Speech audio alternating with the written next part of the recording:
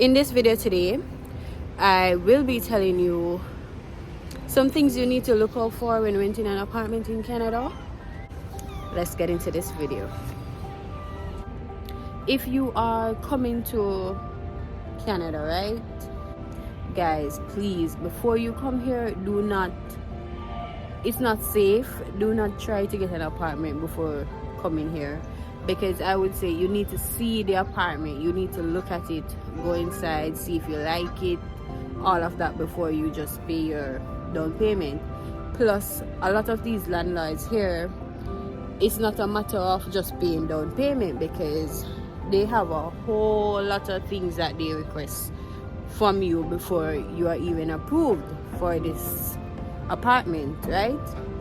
So what I did coming here first was that I got an Airbnb, because as you can see from the apartment tours, I wanted to ensure that I was getting somewhere I was comfortable with, or give myself enough time to find somewhere to live. A recommendation would be to get an Airbnb. When you're looking at an apartment, right? Number one, you want to ensure that the place that you're getting, the tenancy agreement, it is between you and the landlord.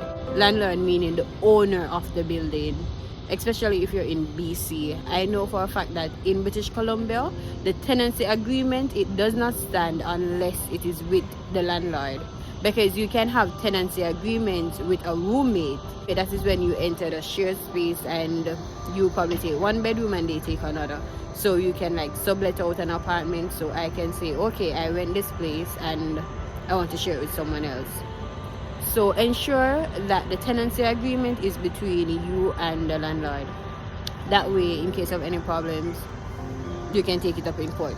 Someone told me to get a 1-year lease when getting an apartment, because in Canada you have different types of rental term.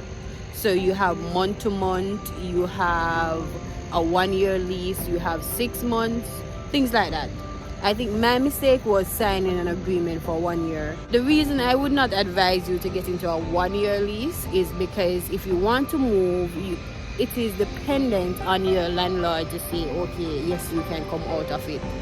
And more than likely, he or she is not going to want that, because having someone in an agreement for 1 year and they can get their money, why would I let you out of that? Because if you come out of that 1-year lease, you have to pay. So by BC's law, right, by British Columbia's law, you have to pay that landlord for the remaining time for the rest of the year, the rent. So literally, if you only spent like 2 months, you would have to pay the landlord the remaining 10 months of rent. So I would advise you, if you're coming and you get an apartment or somewhere that you like, if it's possible not to take a 1 year, go with a 6 months. Because if you realize that, hey, I got to work and it is not so close to where I live and there are other places I can go and live for the same amount of money or less, then you will be at a loss, because then you have to be traveling more to get to where you just spent 1 year for. That's my tip. And I would say avoid month to month. Month to month can be beneficial, but more than normal, it is not beneficial for you, but more likely the landlord. Because a month to month thing is where any month they can just cancel the agreement and you have to find somewhere to live and you don't want to be on the streets. So I think the safest possible timeline for a rental property, especially new to Canada, would be a 6 months period, because 6 months give you enough time to, get a job, kind of settle and know, okay, is this the best place to renew my contract again, or should I move closer? When renting an apartment, what you need is, they normally ask for a reference letter from your previous landlord, right? They also normally ask for proof of funds, which can be in the form of a pay slip, salary. They want to see that you're able to pay the rent each month, which is only fair, right? And another thing that they normally ask for when renting an apartment is, and they normally do, is the deposit. So they ask for a deposit, a down payment for you to pay upfront, and this deposit can be a deposit like a security deposit, or if you have pets and you want to carry your pets with you, they can ask you for a pet deposit just in case your pet damage anything. One of the questions you also want to ask when you're renting somewhere is whether or not it comes with parking, because in Canada you have to pay for that. If you're planning on having a vehicle, you have to pay for parking in a lot of these places, especially if you're renting in the city area. But if you are outside of the city, some places, they have like a street parking sometimes where that is free. But if you're in an apartment, sometimes you have to pay per month. It depends. So you have to know where you're renting, what you want to rent, and the type of lifestyle you want to live. If you are a student, right, and your school is in the city area, one thing that I did was I chose to live outside of the city. But that is a cost too, because living outside of the city, yes, I have parking outside where I can park, and it's less than an hour basically to drive to the city. But living outside of the city comes with its own challenges. Also, please note that there are some things that landlord can and cannot charge you. So they cannot charge you for anything related to a key. So never you pay for access to the property. That must be provided in renting the property. They also cannot charge you for an application fee or for reviewing your application. So please be aware of scams. Do not pay for any review of any application. A landlord can charge you though for a moving fee. Say you're in an apartment and you want to move from one unit to the other unit, they can charge you like 3%, and it must be in the tenancy agreement of you moving from one room to the next. They also can say for parking and storage fees, they also can charge you for that. So for the parking per month or for the storage, they can. So you want to think about that when coming to Canada. Will you be getting somewhere where you need to have parking? Will parking be included in this property you are renting? Also, how much do you need to pay for this parking? Up to you. These are things to consider. Yeah, so before you rent anywhere, you want to be clear on things like, is parking included? Do I have to pay a security deposit? And if so, how much money will I be paying for the security deposit? Important things to know. Oh, and when you're renting somewhere, you want to do like a they call it an inspection, because, and it is important to do this, because you do not want to pay your security deposit and at the end, when you have given them enough notice that you're moving out, they tell you, oh, this is broken, or oh, you did this, or oh, no. If you're renting, you want to ensure you do this. Reason being, at the end of the day, you do not want to not be able to get back your deposit. Okay, you want to do that. So please to remember to bear this in mind when renting somewhere in Canada. A lot of the landlords here, they will be like, no, that's okay. No, it's not okay. I need this to be done, because at the end of the day, as cool as a landlord might seem or want to be, they are the ones who are going to be like, find any little excuse in the book to say, hey, you cannot get back your money, and you want to be able to get it back. If you're coming with a partner and they're allowed to work 40 hours per week, more than likely, and you're working your 20 hours, you can make ends meet.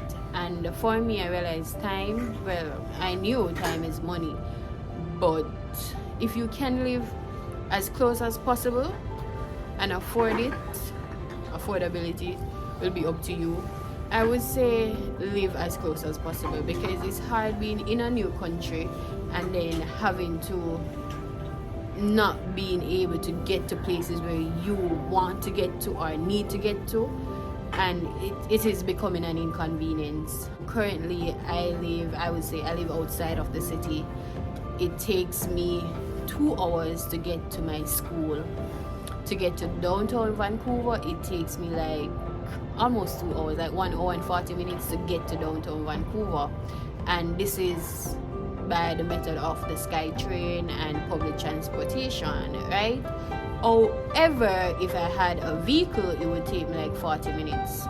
But I am not comfortable driving in Canada, and I don't want to just go get a vehicle just because right now I need to get into the city faster. That's expense I'm creating on myself that technically I don't really need right now. It's just the traveling, it's a lot. It's a lot. So if you can live closer, live closer. So by now you probably can tell that this video I'm just answering questions I received.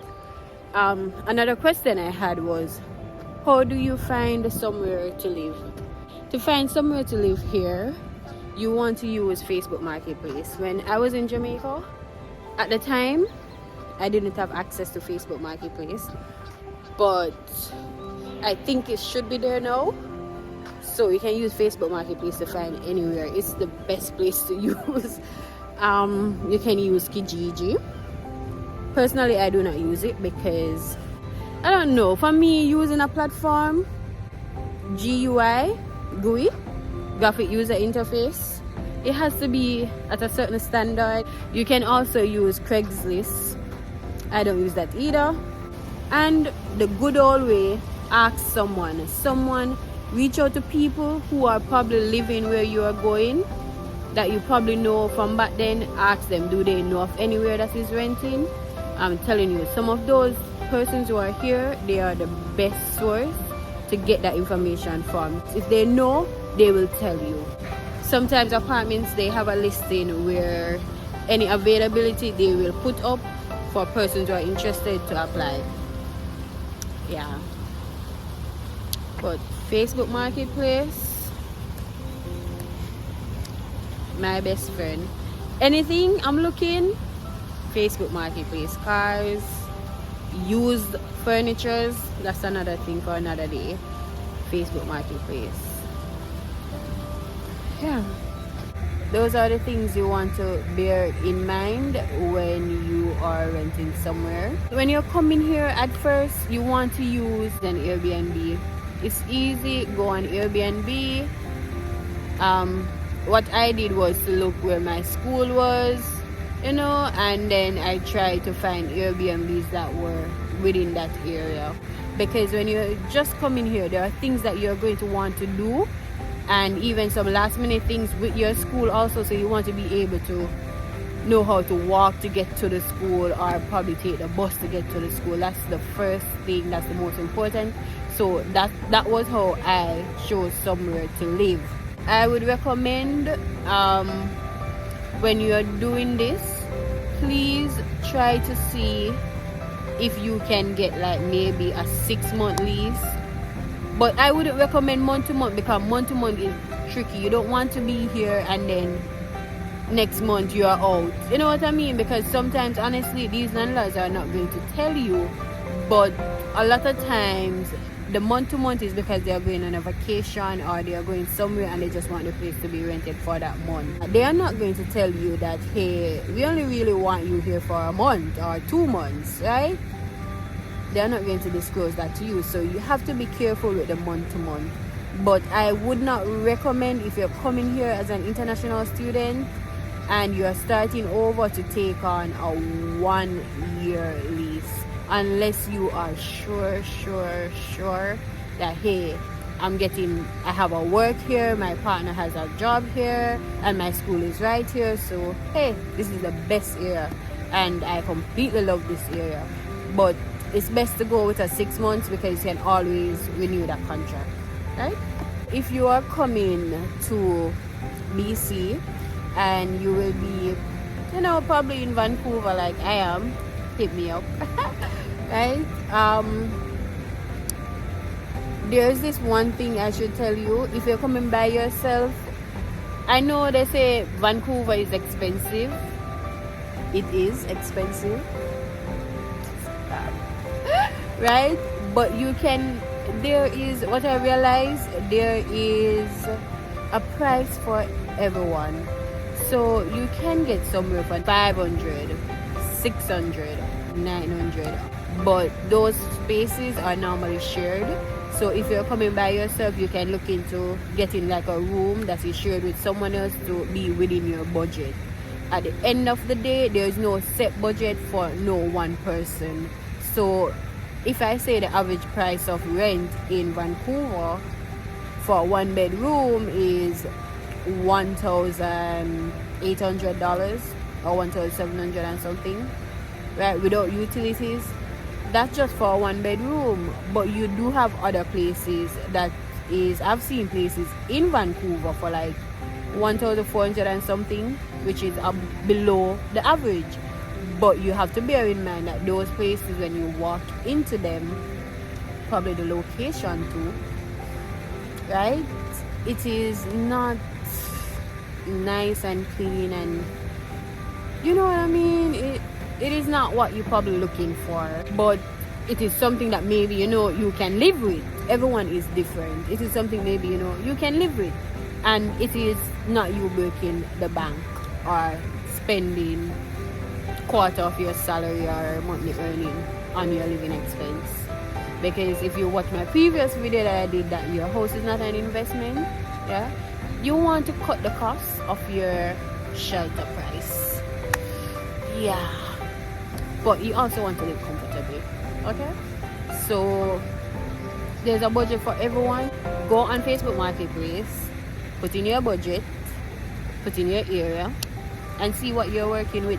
What is your budget? That's the real question, because knowing your budget, then you will know what you can get. But there is a price, or there's places for everyone.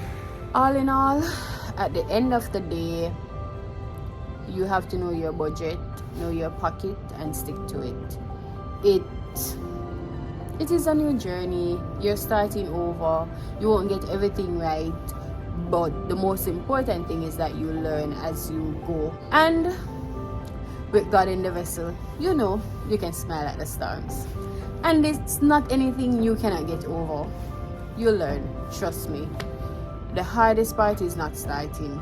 So jot down all the notes you need to know. Have any questions, ask. No problem. Thank you so much for watching this video.